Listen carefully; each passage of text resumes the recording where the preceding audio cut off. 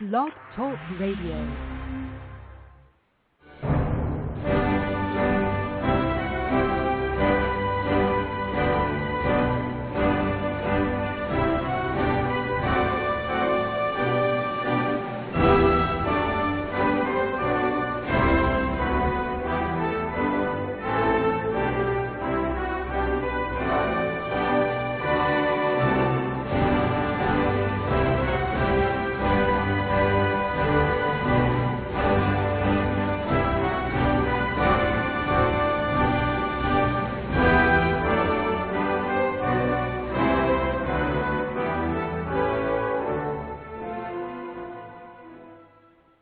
Boa noite, meus amigos. Estamos aqui de volta. Como sempre, começamos esse programa invocando a Santíssima Virgem Maria, o Santo Padre Pio de Pietrelcina, para que roguem a Deus que nenhuma injustiça se cometa nesse programa.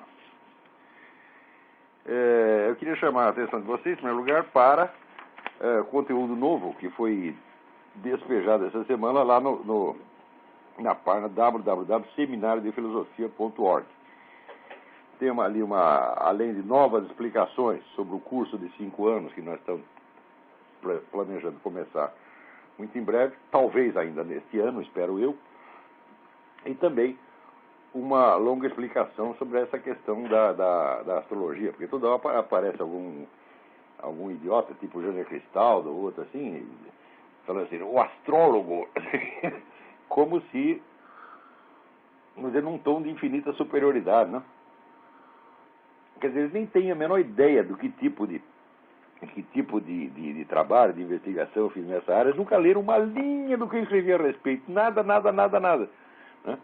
Então, e nem tem a preocupação de examinar. O que significa que estão usando a palavra astrólogo, no sentido pejorativo, apenas como instrumento de difamação. Quer dizer, não se trata de uma crítica séria, de um exame sério, nada. É pura difamação mesmo. Mas, se eu tenho algo contra o que o sujeito escreveu em tal ou qual lugar, eu tenho que ir lá discutir aquilo que o sujeito escreveu. Não é usar termos genéricos que o depreciem. Né? Então, como esse assunto da astrologia eu dediquei alguns anos da minha vida para ver se tirava essa questão a limpo, né? E fiz um trabalho, eu acho o trabalho mais sério que foi feito na área, no mundo inteiro, né? Não é por estar na minha presença, mas ninguém no mundo levou o exame do problema colocado pela astrologia até o ponto que eu levei. Ninguém tratou esse assunto, vamos dizer, com a radicalidade, com a seriedade que eu tratei. Tá certo? Se você pegar apenas essa sequência de apostilas que eu coloquei sob o nome das aulas que eu dei sob o nome de astrocaracterologia, né, e que nenhum desse pessoal leu, né?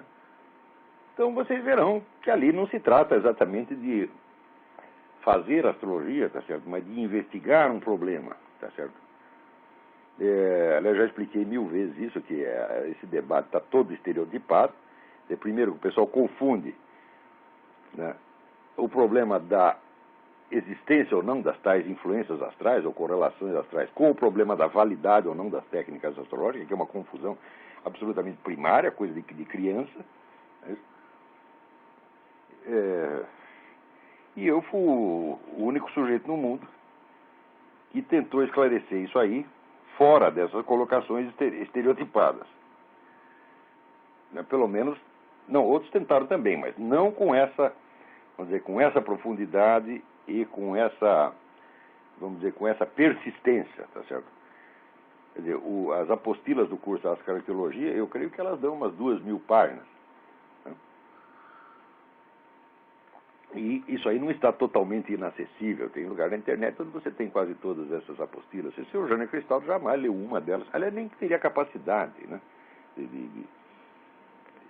de acompanhar uma coisa dessa. Tá certo? Isso aí, esse assunto não foi feito para palpiteiro idiotas, tá certo? Foi feito para gente séria. Em segundo lugar, eu queria aqui noticiar um pouco com atraso, né?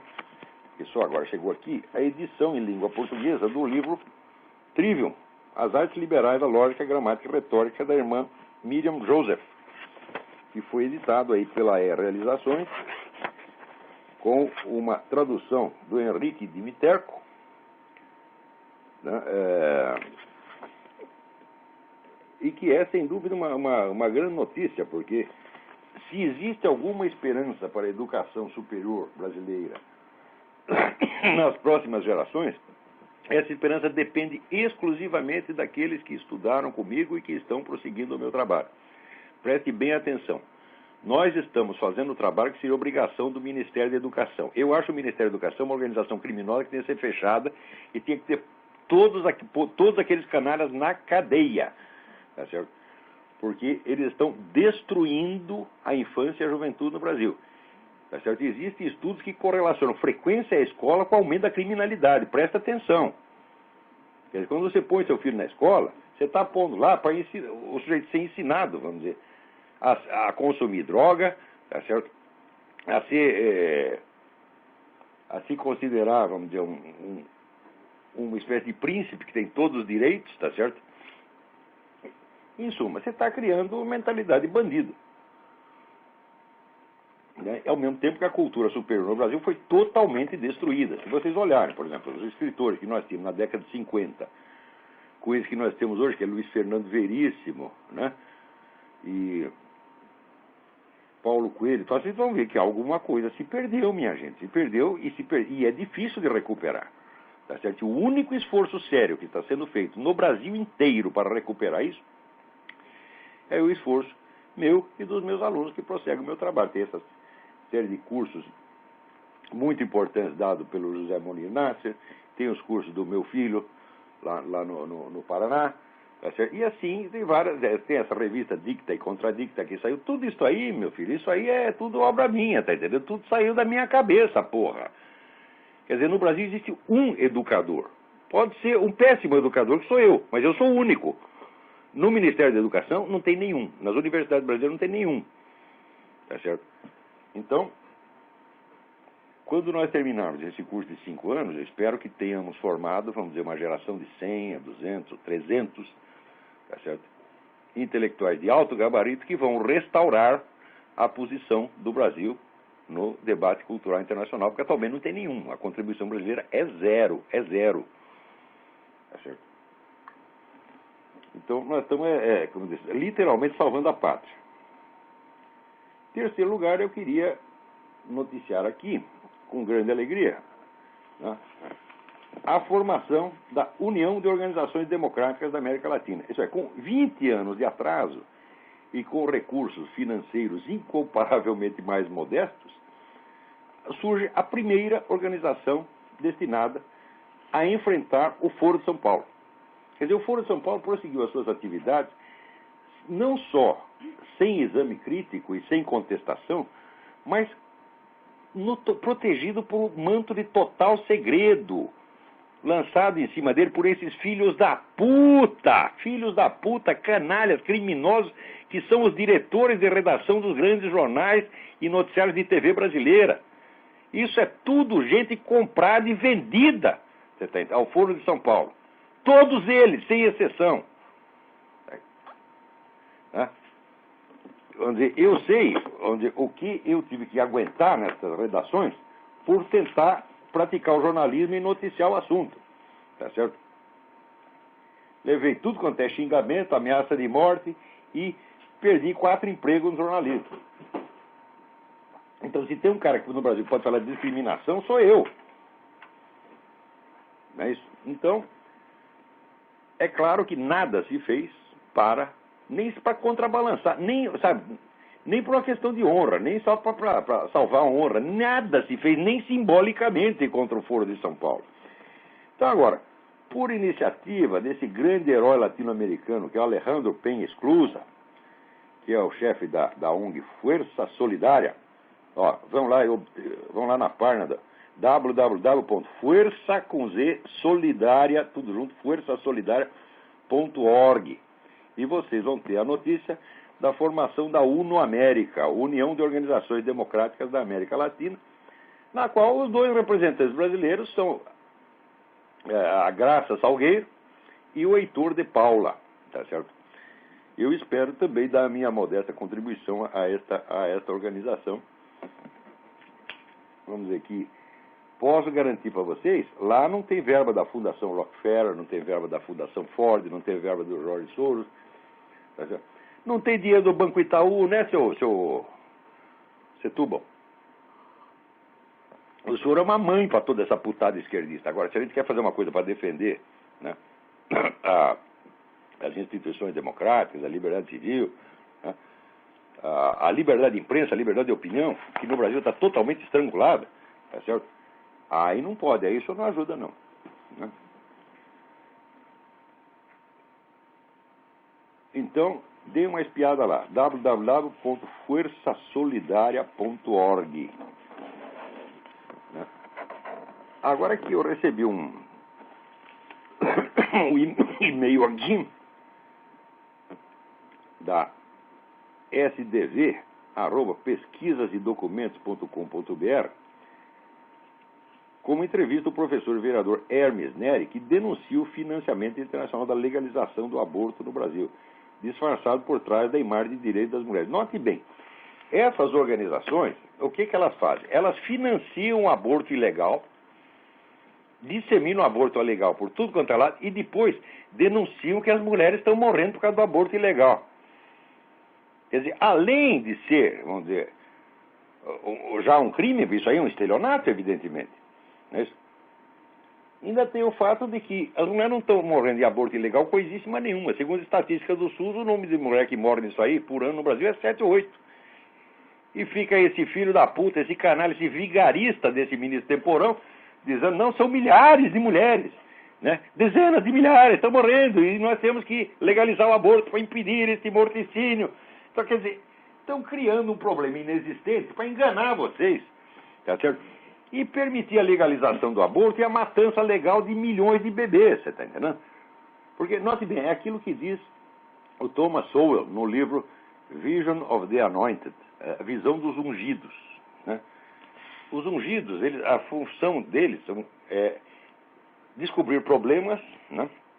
Diagnosticar problemas e inventar uma solução que naturalmente os favorece. Então, por exemplo, né? O aborto ilegal, está epidêmico, etc, etc. Se nós liberarmos o aborto, legalizarmos, haverá menos aborto. Bom, daí o que faz? Você legaliza o aborto, o número de abortos centuplica. Multiplica por 100, por 1000, por 2000, por 10 mil. Né?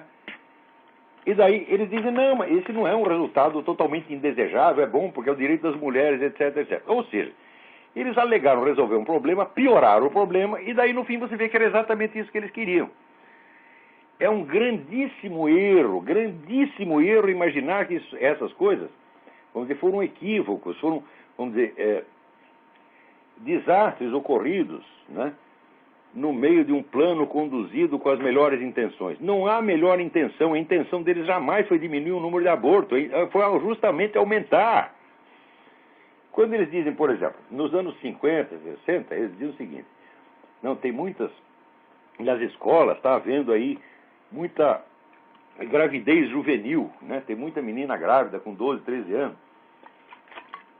Então, o que nós precisamos fazer? Nós precisamos dar educação sexual para elas, porque isso vai diminuir o número, né, de casos de gravidez juvenil. Bom, daí põe lá a educação escolar, a educação sexual na escola. O que acontece? O número de casos de gravidez juvenil centuplica, né? E daí eles dizem, não, mas isso é um processo normal. Então você vê que o motivo que eles alegaram para fazer a coisa é totalmente mentiroso. Eles não queriam resolver o problema, queriam ampliá-lo. Agora, também o sujeito diz, não, nós precisamos fazer a lei de cotas, tá certo? Para atenuar o conflito racial. Você faz a lei de cotas, o conflito racial piora. E daí, veja, até os inimigos dessas coisas são trouxa, porque acham que isso aí são boas intenções. Aqui eu acabei de ler o livro do Gerald Taylor que chama Paved with Good Intentions, quer dizer, alusão àquela frase do André Gide, que o caminho para o inferno está pavimentado de boas intenções. Não há boa intenção nenhuma nessa lei de cota vamos dizer, em ação afirmativa, etc. Isso jamais foi feito, nem para melhorar a situação dos negros, nem muito menos para diminuir o conflito racial. Aumentar, vamos dizer, melhorar a situação dos negros, já está melhorando antes, e não por causa disso aí. Está melhorando porque tem mais oportunidade de emprego, tá certo? Porque a condição econômica deles hoje é idêntica do branco, não tem diferença nenhuma, tá certo? Não tem nenhuma diferença significativa. E, apesar, vamos dizer, se você pegar, mesmo nas áreas onde você não consegue identificar nenhuma diferença, pegar dois grupos sociais homogêneos, com a mesma renda familiar, mesmo tipo de emprego, etc, etc. A criminalidade entre os negros é muito maior do que entre os brancos. Por quê? É por um problema financeiro? Claro que não. É pela constante instigação à ilegalidade. E é pela dissolução da família na escola, porque 50% das crianças negras aqui nascem fora do casamento. Então o sujeito é marginal desde que nasceu. Você espera que ele seja o quê quando ele crescer? Presidente da República? Quantas vagas você acha que tem na presidência da República? Né? Então, isso aí é tudo feito, vamos dizer, para corromper a comunidade negra, para baixar o nível cultural e moral da comunidade, tá certo? E para transformar essa comunidade em inimiga do restante da sociedade. Foi feito para isso, porra. E esse negócio de aborto também. Né? Ora, essa campanha mundial do aborto, financiada por Fundação Ford, Fundação Rockefeller, né? Tem, deixa eu dar o nome aqui de várias, Fundação MacArthur, né? Fundação Buffett, olha só. Quer dizer, é muito dinheiro, são bilhões e bilhões de dólares que são despejados, primeiro para incentivar o aborto ilegal, e depois para forçar a legalização do aborto. Quer dizer, eles disseminam a criminalidade e em seguida inventam um segundo crime, sob a alegação de que vai resolver o problema do primeiro. Eu digo, meu Deus do céu. Agora aqui, a Carta Capital, que é abortista, tá certo? Infelizmente as mães dessas pessoas não eram abortistas, né? Deveriam ser, porque eu sou a favor eu já disse, do aborto voluntário retroativo. Se você é a favor do aborto, aborte-se retroativamente, tá certo? Siga o seu próprio exemplo, siga as suas próprias doutrinas, aborte-se, meu filho. Né? Agora, a Carta Capital está lá promovendo uma enquete sobre o aborto, e mesmo na Carta Capital, você é a favor da descriminalização do aborto no Brasil, 51% diz não e 48% diz sim. Então entre lá no www.cartacapital.com.br e votem nesse negócio, tá certo? Não vamos deixar eles dar opinião sozinhos, não. Agora, aqui através, vamos dizer, dos sites www.sacralidade.com, eu tomei conhecimento de um artigo do Jeffrey Nyquist que eu não conhecia. Eu acompanho sempre o Jeffrey Nyquist, mas esse, por incrível que pareça, esse artigo da mais alta importância me escapou totalmente. O artigo chama-se Filmando a Grande Fraude. E está lá no site www.sacralidade.com.br e ele dá conta de um filme que está sendo feito, deve ser lançado em breve, né, com o título de O Grande Engodo, a Grande Fraude, né, em que mostra o seguinte: baseado em entrevistas com ex-agentes de inteligência do Bloco Comunista, funcionários graduados da CIA e vários estudiosos, mostra que o colapso do comunismo não foi uma coisa espontânea e nem totalmente forçada de fora, porque a versão oficial é a seguinte, é que a União Soviética acabou, né, por pressão dos Estados Unidos e por uma espécie de colapso interno, espontâneo, eles não conseguiram controlar a situação. Ora, em 1980 já dizia o Anatoly Golitsyn, esse ex-agente da CIA, ele dizia, olha, vocês estão todos enganados, a KGB está planejando, vamos dizer, o desmantelamento voluntário de parte da estrutura da União Soviética, tá certo? Para duas coisas. Primeiro, consolidar o poder da própria KGB lá dentro. E segundo, permitir a disseminação do movimento comunista no mundo inteiro, sob nomes variados, né? E terceiro, acontece que desmantelando o Estado soviético, desmantelando a União Soviética, uma parcela imensa da verba da KGB foi liberada para o exterior. Então hoje você tem milhares de firmas no exterior que são lavagem de dinheiro da KGB. E isso aí é aparentemente o progresso do capitalismo, né? Então só quando você vai ver é o dinheiro da KGB que está financiando o movimento revolucionário, subversão em toda parte. E financiando, sobretudo, está comprando a mídia. Se você pegar a opinião da mídia americana hoje, o anti-americanismo da mídia hoje, ele é igual no conteúdo e na forma à propaganda anticomunista da KGB nos anos 50. Exatamente a mesma coisa. O que antigamente você só lia em propaganda da KGB, hoje você lê no New York Times, no Washington Post, e o pessoal diz, não, isso é a opinião centrista, isso é o centrismo, isso é o mainstream. Né? Quer dizer, aquilo que antigamente era comunismo, agora é mainstream. E se você está um pouco à direita disso, então você passa a ser, vamos dizer, um extremista de direita. Você sabe que toda direita é extrema, né? A não ser aquela pseudo-direita que eles mesmo inventam, os esquerdistas mesmo inventam para seus próprios fins. Como no Brasil, a direita agora é o PSDB. Vocês não conhecem a história do Zé Serra é mais comunista do que o Lula jamais foi, porra. Né? Olha, ninguém no Brasil odeia as Forças Armadas como o Zé Serra odeia. Né? O Lula, quando vê uma parada militar, então ele até tem uma certa emoção patriótica. O Zé Serra espuma de raiva. Você está entendendo? Então, isso é a direita no Brasil agora. Ó, e vocês sabem que esses dois partidos eles surgiram do mesmo grupo de pessoas. Né? O PSDB é uma extensão do antigo SEBRAP. O SEBRAP foi um grupo de intelectuais comunistas da USP que perderam emprego na USP e imediatamente levaram um dinheirão da Fundação Rockefeller, tá certo? Para montar, vamos dizer, o núcleo intelectual de um futuro movimento de esquerda no Brasil. Isso foi o PSDB é o SEBRAP, meu Deus do céu. Né? Então, é evidente que esses dois partidos eles surgiram, vamos dizer, de dentro da USP, da mesma elite comunista, tá certo? E são apenas, vamos dizer, dois braços do mesmo movimento. E isso é a única direita que se admite no Brasil. E tem muita gente que, baseado nisso, ainda tem a cara de pau, ou a estupidez de dizer que no Brasil existe o debate democrático, existe a normalidade institucional. Não existe, existe um monopolismo total, opressivo.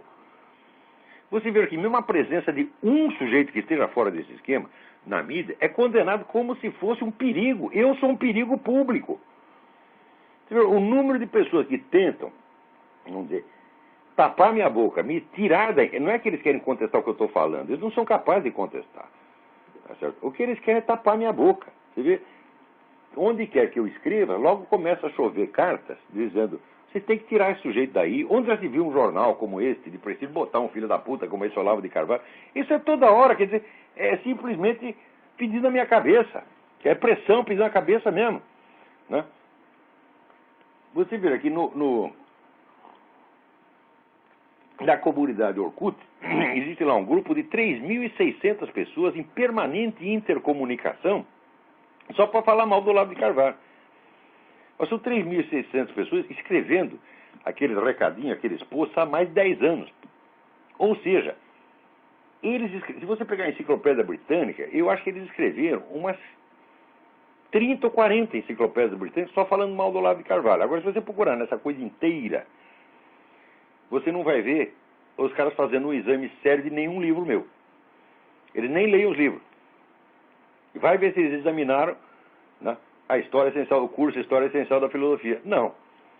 Se examinaram lá, fizeram um exame do Jardim das Aflições, nada. Então, é o seguinte, eles pegam um detalhezinho de artigo e ficam discutindo, daqui a pouco você nem sabe mais do que eles estão falando. É uma coisa alucinante. Além do que começa a falar mal da minha pessoa, fala mal da minha família, se mete na vida da minha família.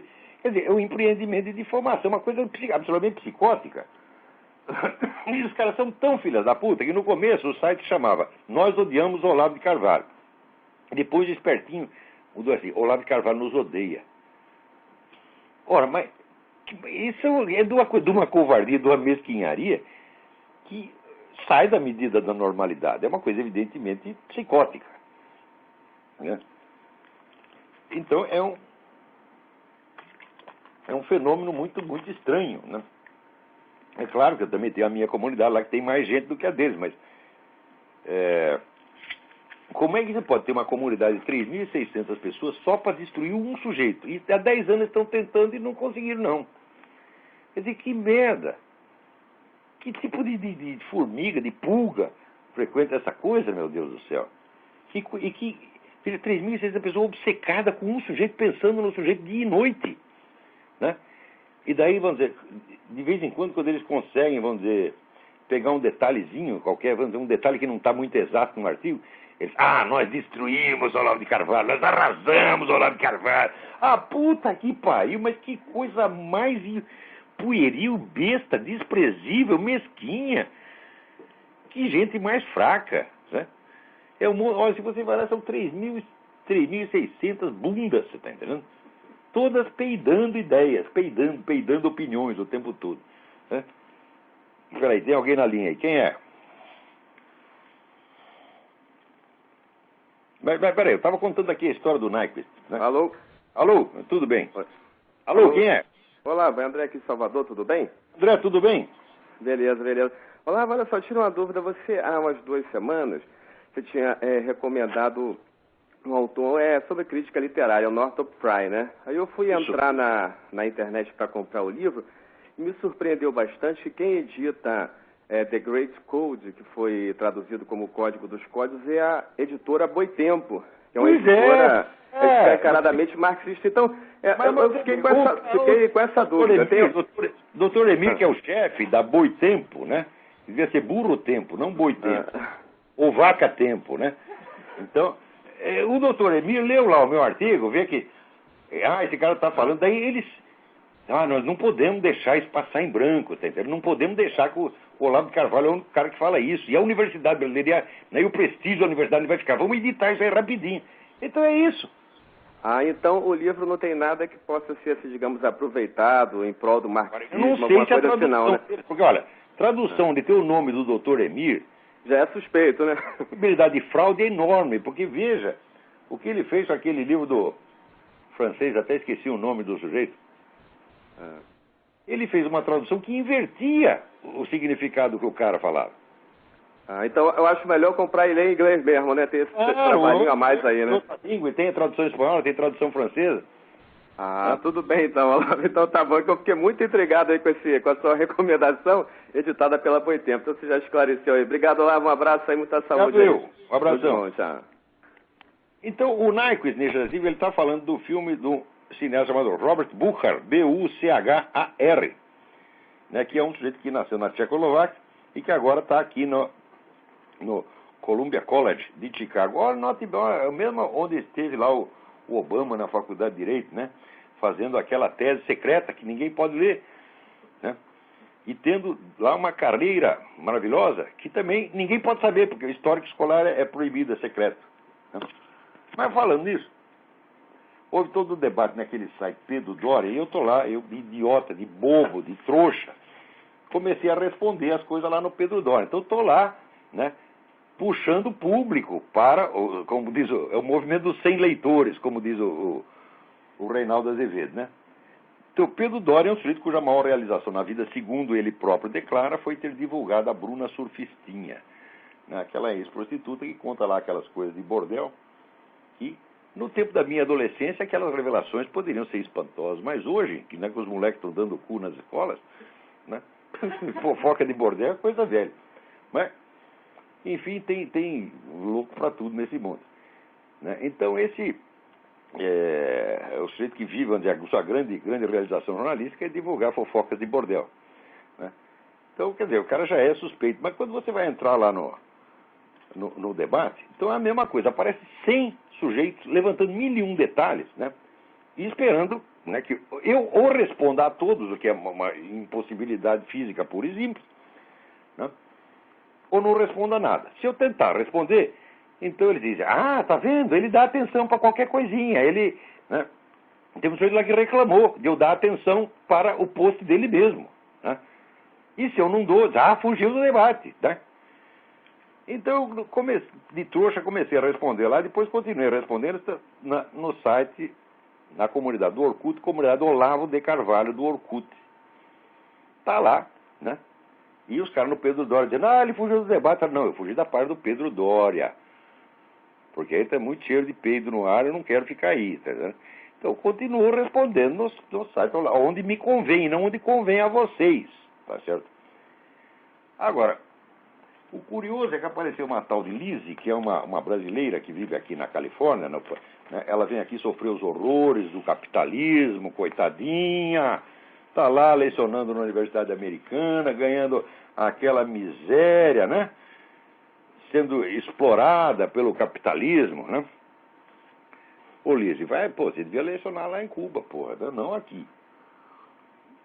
Aqui você sofre muito, né? Então a mulher é obamista louca, fanática, né?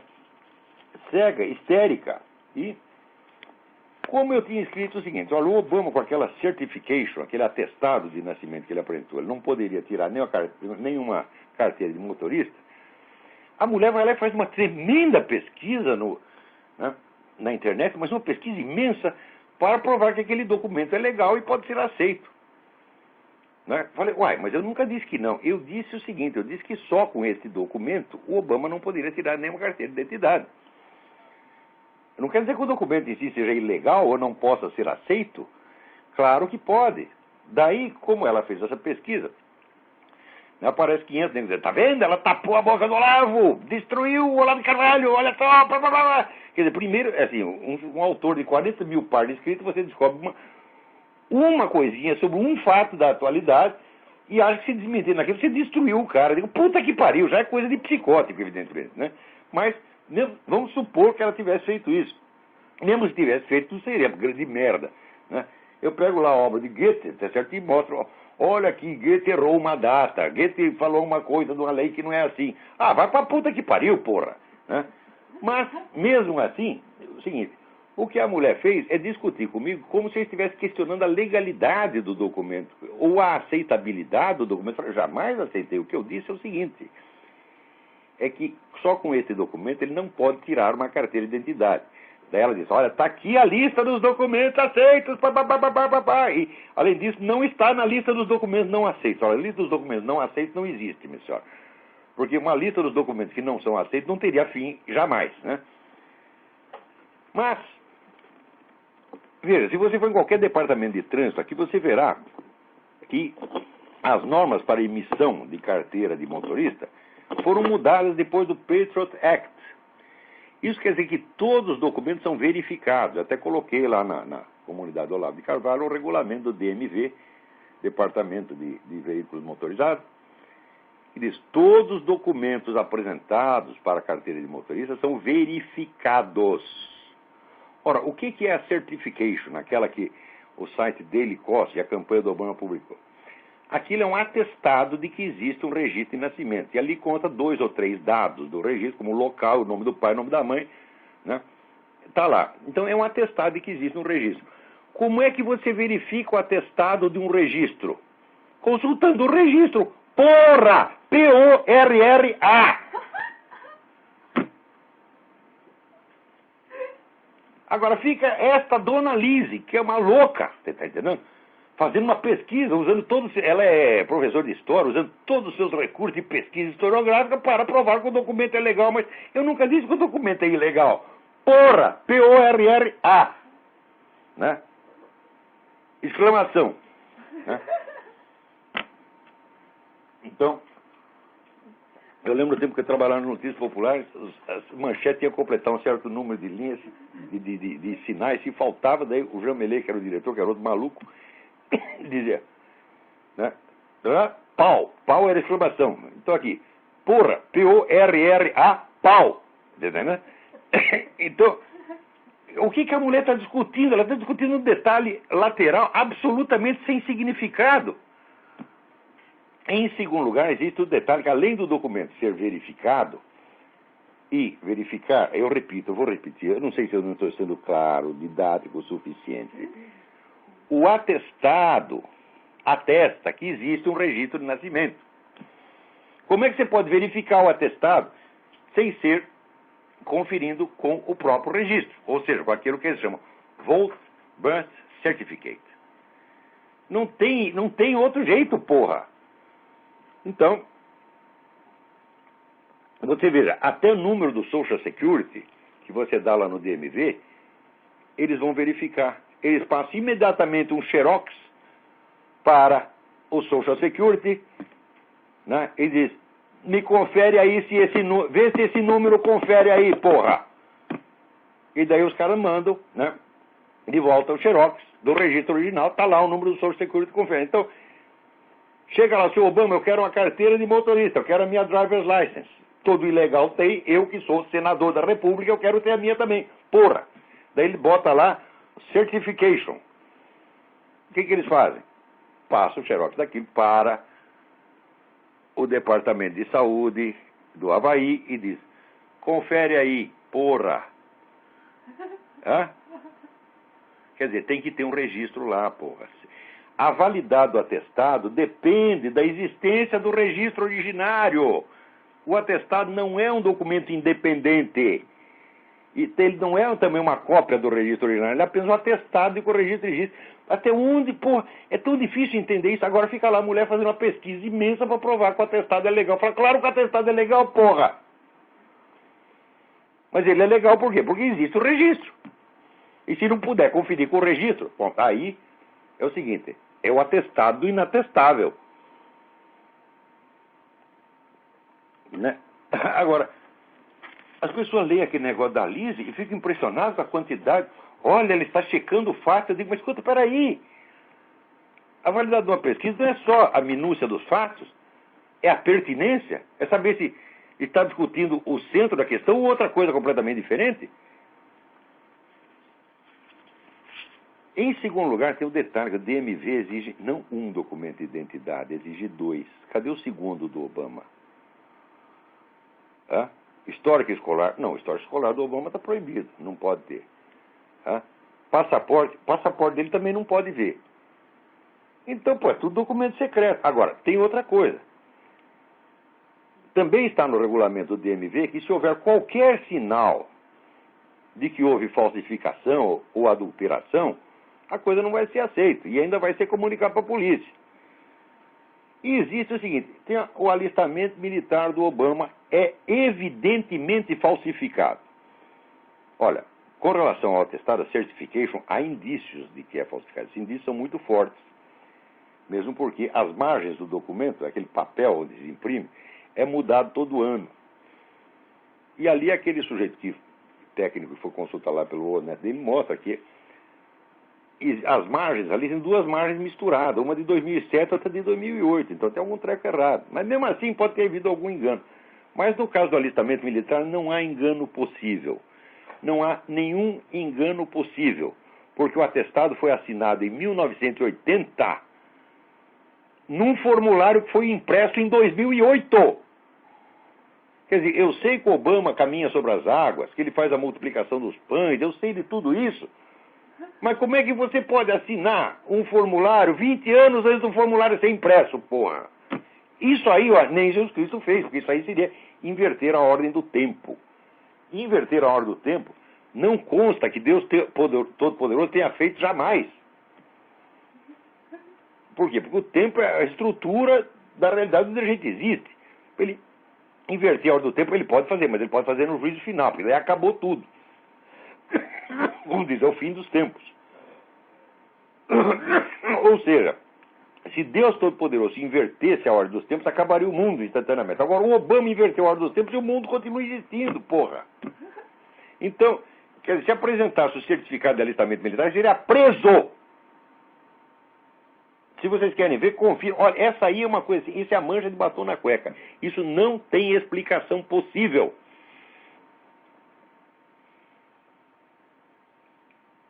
Olhe no site da Debbie Schlussel.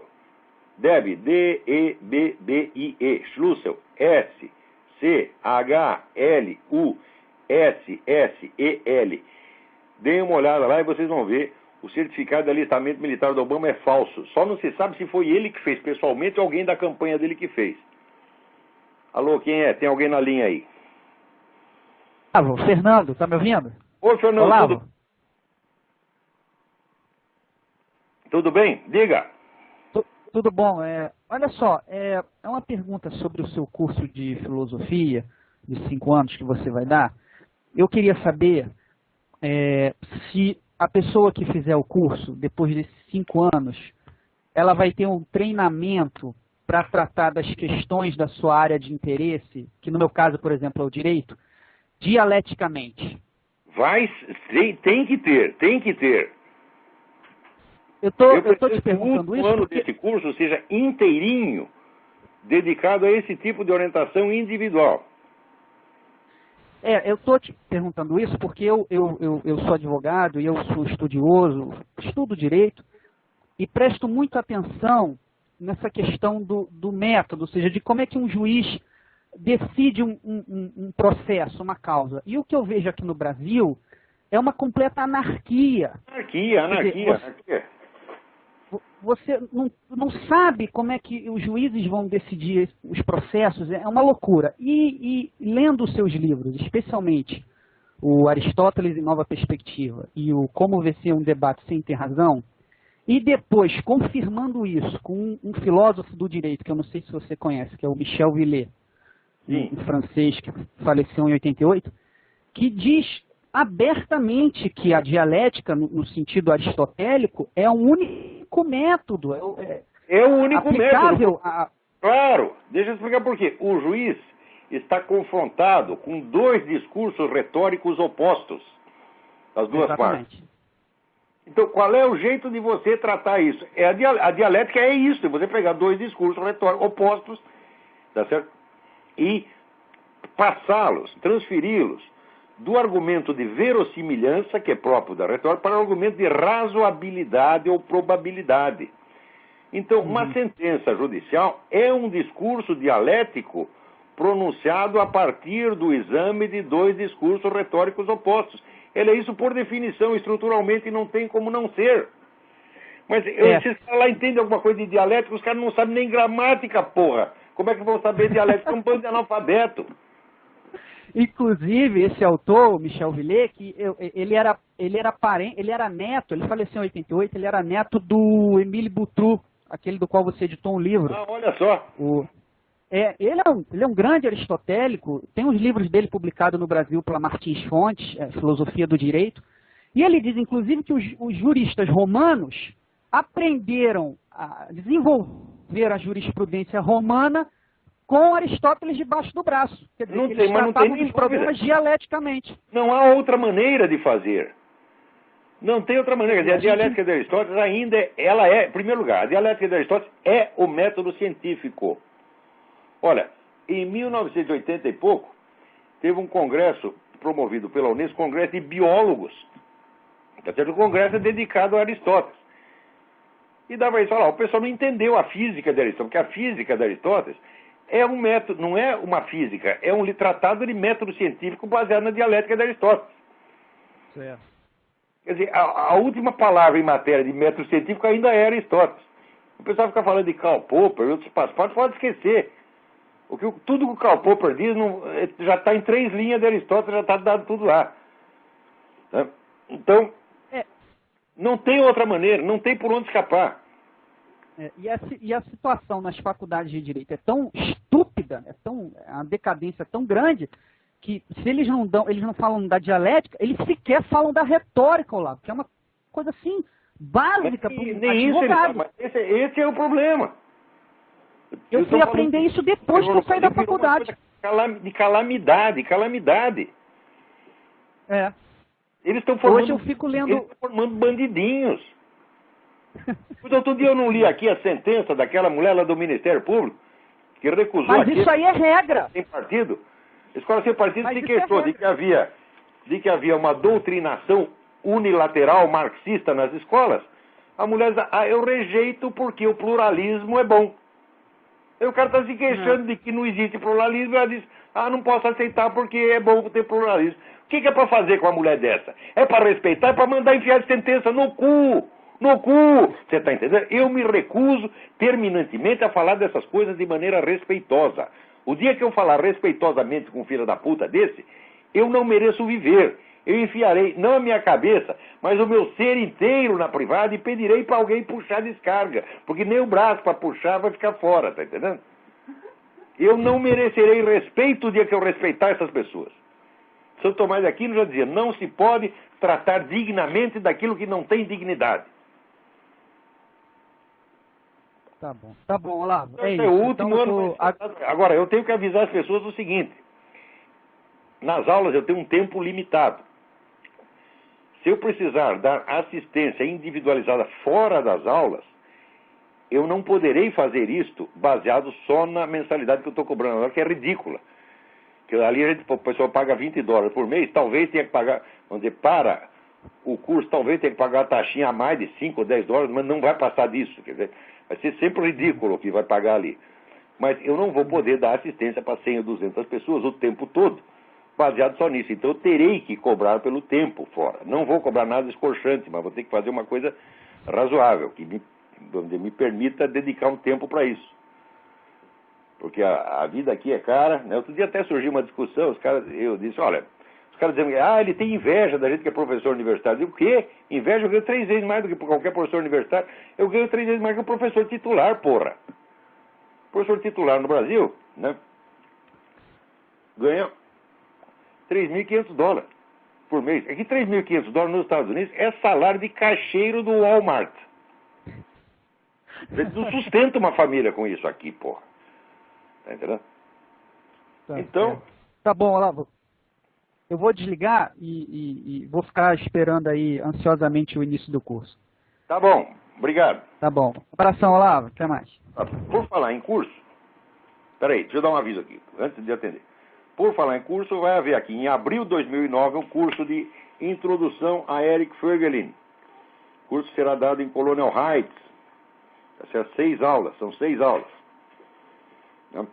E um curso que, mesmo para quem estudou bastante Eric Voegelin, é útil porque eu vou me ater especialmente aos pontos que são problemáticos na filosofia do Eric Voegelin e que requerem uma continuação, complementação ou correção. Tá certo? Então, inscrições pelo telefone 041-9974 4443 9974 4443 com o seu Eduí, no Paraná. Peraí, tem alguém na linha. Alô, quem é? Alô? Alô, Olavo? Eu? Olavo, é Eduardo, tudo bom? Oi, Eduardo, tudo bem? Tudo jóia. Olavo, eu tenho uma pergunta, é um tanto quanto pessoal. O que você acha da filósofa e novelista russa Ayn Rand? Olha, eu já expliquei várias vezes. A Ayn Rand, como romancista, eu acho ela muito impressionante. Muito impressionante. Tem páginas ali que parecem Dostoiévski. É de uma imaginação extraordinária. Porém, como filósofa, eu tenho que dizer o seguinte, a mulher não sabe distinguir entre o que é uma ética e o que é uma psicologia prática. Ela não sabe nem isto. Então, como filósofa, pode esquecer. Aquilo lá é ridículo, você está entendendo? Tem um ex-discípulo dela, Murray Rothbard, que escreveu coisas horríveis sobre ela, dizendo que aquilo era uma seita, que ela oprimia as pessoas, que ela escravizava os alunos, etc. Igualzinho eu faço, né? Você sabe que eu escravizo todos vocês, né? Aqui o sujeito não me obedeceu, dê sua mão, você está entendendo? Né? Viu? Todo mundo na base da intimidação, né? O pessoal fala, não, aquilo lá é uma seita, ele oprime as pessoas, ele faz lavagem cerebral. Estou fazendo lavagem cerebral em você agora, você não percebe, tá? Se você não me obedecer, vai apanhar. Tá? Então, o cara diz tudo isso, mas não é disso que eu estou falando. Eu estou falando apenas do ponto de vista técnico. Ayn Rand. O que ela chama de ética, aquela ética do egoísmo, não é uma ética. Aquilo é apenas uma psicologia prática para o uso de empresário, é livro de autoajuda para empresário. Quer dizer, o empresário está culpado, ele se sente culpado por ser empresário. Então, chega lá, Ayn Rand, e mostra para ele que ele agindo no seu interesse próprio, ele pode estar ajudando a sociedade. Então o sujeito se sente aliviado. Eu digo, mas você chama isso de ética, porra? O que é isso? Para ser uma ética precisa muito mais do que isso. Então, filosoficamente não leva a sério de jeito nenhum. Agora, os romances dela são realmente impressionantes. Ah, tá. Tá bom. Agora, o Atlas Shrugged, né? Quer dizer, são impressionantes, mas não quer dizer que eu aceite a visão de mundo que está lá, né? Porque, por exemplo, no Atlas Shrugged, o herói é um arquiteto, né? E ele não se conforma em fazer os prédios de acordo com o estilo tradicional que predomina na cidade. Ele diz, o prédio tem que ter uma individualidade, tem que ter um estilo, né, próprio. Eu digo, uai, e a cidade não precisa? Você começa a fazer um prédio de acordo com a cabeça de cada um, fica essa merda que nem virou São Paulo. As cidades americanas são bonitas porque você tem uma certa harmonia. Você tem um certo número de estilos identificável. Então, o herói da Ayn Rand é um destruidor de cidades, porque ele só quer saber do estilo dele. Tá entendendo? Então tá lá um parceirão estilo vitoriano, ele chega e coloca uma nave espacial lá no meio e vira uma merda. Tá entendendo? Quer dizer, artisticamente, a concepção do herói da Ayn Rand é absolutamente destrutiva. Mas, graças a Deus, aqui não foi levado a sério. As cidades americanas são umas gracinhas, mas umas gracinhas, são lindas. Agora, se olha esse desastre arquitetônico que tem no Brasil, que não dá mais para consertar, só soltar bomba atômica em cada cidade, construir tudo de novo, né? Onde se preservou mais é no Rio de Janeiro, porque o Rio de Janeiro tinha menos dinheiro, o Carioca tinha menos dinheiro que o paulista, então fez menos besteira arquitetônica, conservou muita coisa. Aqueles casarões do tempo do Império, tá tudo lá. Não tiveram dinheiro para derrubar. Então, mas ela traz um pouco de Nietzsche, né, na sua filosofia. Nietzsche é filósofo adolescente complexado, porra. Nietzsche é uma das cabeças mais confusas que já houve no universo. Não, não que ele não tenha umas sacadas geniais de vez em quando, mas o coitado do Nietzsche, ele tinha sífilis, então tinha dor de cabeça o dia inteiro, né? Quando ele acordava da dor de cabeça, ele tinha umas ideias e escrevia rapidamente um aforismo, 2, 3 linhas, depois voltava a dormir, tá entendendo? Então, de vez em quando tinha umas sacadas geniais, mas aquilo não tem continuidade, não tem coerência nenhuma, é impossível você reduzir aquilo a coerência. O Eugen Fink, que foi secretário do Husserl, tentou reduzir, vamos dizer, a um sistema o pensamento do Nietzsche, encontrou 5 sistemas diferentes, o que é a mesma coisa que dizer que não tem nenhum. Então Nietzsche pode dizer qualquer coisa, né? Qualquer coisa que o Nietzsche diz pode ser verdade, pode não ser, dependendo do sentido que você dê àquilo. Mas, Olavo, ela... Nietzsche é um filósofo bom para quem gosta de não entender, você está entendendo? Mas ela falou que ela baseou o objetivismo dela justamente em Aristóteles. No rigor. É verdade, só que esse princípio do egoísmo que ela coloca, ele não é um sistema ético, ele é uma regra prática que se aplica em certas circunstâncias. Quer dizer, o egoísmo saudável faz parte da natureza animal do homem. Só que isso não é a ética de Aristóteles, isso é uma frase no meio de um sistema ético enormemente complexo. E a mulher pega essa frase e diz que é um sistema ético, porra. Não é. Vamos dizer, um sistema ético ele tem poder, vamos dizer, ser generalizado para todos os casos. Mas, por exemplo, na economia, quando as pessoas buscam seu próprio lucro, funciona melhor, não funciona? Do que quando o governo diz o que